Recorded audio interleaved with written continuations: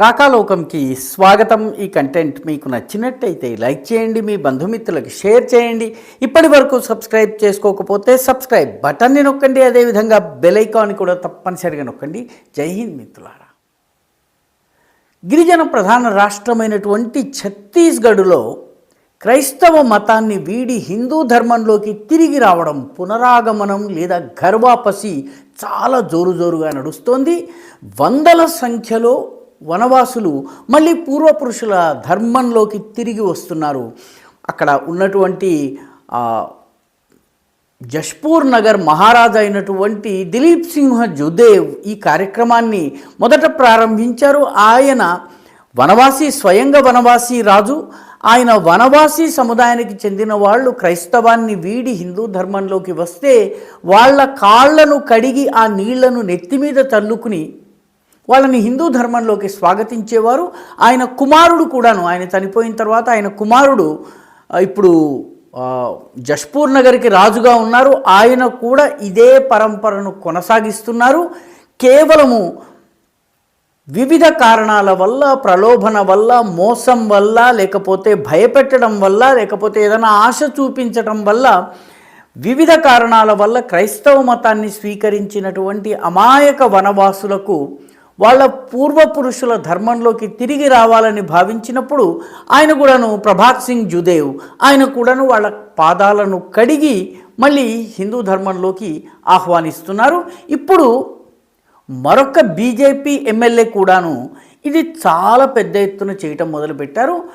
కబీర్ధామ్ జిల్లా అని ఒక జిల్లా ఉంది ఛత్తీస్గఢ్లో. ఈ జిల్లాలో పండరియా అనే ఒక అసెంబ్లీ నియోజకవర్గం ఉంది. ఈ పండరియా నియోజకవర్గం ఎమ్మెల్యేగా ఉన్నటువంటి భావనా బోహ్రా, ఈవిడ గత రెండు నెలల్లోనే దాదాపు 245 మంది వనవాసుల్ని, అడవుల్లో నివసించేటటువంటి ఆదివాసీలు ఎవరైతే ఉన్నారో వాళ్లను మళ్ళీ హిందూ ధర్మంలోకి తీసుకొచ్చింది. ఆవిడ కూడా వనవాసుల పాదాలని ఆడ మగ పిల్ల పాప అన్న తేడా లేకుండా వాళ్ళ పాదాలను కడిగి నీళ్లు నెత్తి మీద చల్లుకుని వాళ్ళకి నూతన వస్త్రాలు బహూకరించి వాళ్ళ నుదుట తిలకం దిద్ది వాళ్ళని మళ్ళీ హిందూ ధర్మంలోకి స్వాగతిస్తున్నారు. తాజాగా ఈ కబీర్ధామ్ జిల్లాలో ఉన్నటువంటి పండరియా ప్రాంతంలో జరిగినటువంటి ఒక ఘర్వాప్సీ కార్యక్రమంలో 65 వనవాసీలు మళ్ళీ హిందూ ధర్మంలోకి తిరిగి వచ్చారు. ఈ సందర్భంగా ఆవిడ, ఈ భావనా బోహ్రా ఎవరైతే ఉన్నారో ఆవిడ వాళ్ళందరినీ స్వాగతించారు. భావనా బోహ్రా ఫస్ట్ టైం ఎమ్మెల్యే. ఆమె 2023లో మొట్టమొదటిసారి ఎమ్మెల్యేగా పోటీ చేశారు, విజయం సాధించారు. ఆ నియోజకవర్గము వనవాసీలు ఎక్కువగా, ఆదివాసులు, వనవాసులు, గిరివాసులు, ఏ పేరు పెట్టినా ట్రైబల్ కమ్యూనిటీ, షెడ్యూల్డ్ ట్రైబ్స్కి చెందినటువంటి వాళ్ళు ఎక్కువగా నివసించేటటువంటి జిల్లా అది. వాళ్ళందరినీ తీసుకొచ్చే పనిని ఆమె పెట్టుకున్నారు. వందల సంఖ్యలో వివిధ కార్యక్రమాల్లో మళ్ళీ ఘర్వాపసి చేస్తూ ఉన్నారు. ఆవిడ ఇప్పుడు తాజాగా 65 మందిని తీసుకొచ్చారు. ఈ కబీర్ధామ్ జిల్లా ఉన్నటువంటి ప్రాంతాన్ని ఛత్తీస్గఢ్లోని వనాంచల్ ప్రాంతం అంటారు. ఈ వనాంచల్ ప్రాంతంలో ఘర్వాపసి చాలా జోరున సాగుతోంది. ఈ భావనా బోహ్రా నిజానికి ఛత్తీస్గఢ్లో అందరికన్నా ధనికురాలైనటువంటి ఎమ్మెల్యే. ఎందుకంటే ఆమె ఇచ్చినటువంటి అఫిడవిట్ ప్రకారము ఆమె ఆస్తి దాదాపు 30 కోట్లుంది.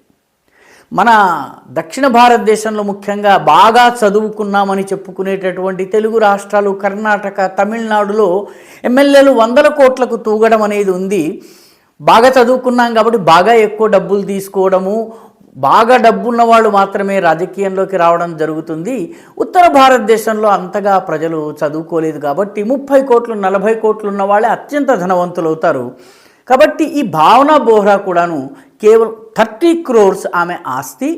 ఆమె భర్త వ్యాపారి, పరిశ్రమల్ని నడిపిస్తూ ఉంటారు. కానీ భార్య భర్త ఇద్దరూ ముందుండి వనవాసీ క్షేత్రాలలో అంబులెన్స్ సర్వీసులు నిర్వహిస్తున్నారు. స్కూల్ని పెట్టి ఆ స్కూల్ ద్వారా వనవాసీ పిల్లలకు చదువులు చెప్పిస్తున్నారు.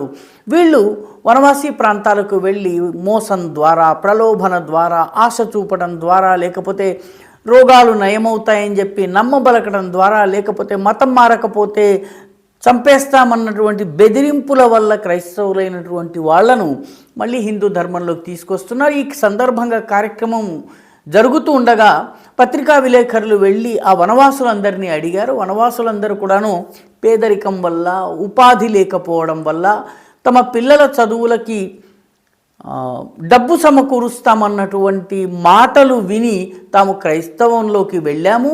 కానీ ఆ తరువాత తమ పూర్వపురుషుల ధర్మం ఏదైతే ఉందో, పరంపరాగతంగా ఏ ధార్మిక విశ్వాసాలతో తాము మొదటి నుంచి జీవిస్తూ వచ్చామో దానికి తిరిగి రావాలని అనిపించింది. భావనా బోహ్రా దీనికి నాయకత్వం వహిస్తోందని తెలిసి మళ్ళీ హిందూ ధర్మంలోకి తిరిగి వచ్చామని చెప్పారు. ఛత్తీస్గఢ్ మొత్తంలో కూడాను ఈ రకంగా ఘర్ వాపసి చాలా పెద్ద ఎత్తున జరుగుతోంది. ఈ వీడియో మీకు నచ్చినట్టయితే లైక్ చేయండి, షేర్ చేయండి, ఈ ఛానల్కు సబ్స్క్రైబ్ చేయండి. మీ అభిప్రాయాన్ని కమెంట్ల రూపంలో తప్పనిసరిగా పంపించండి.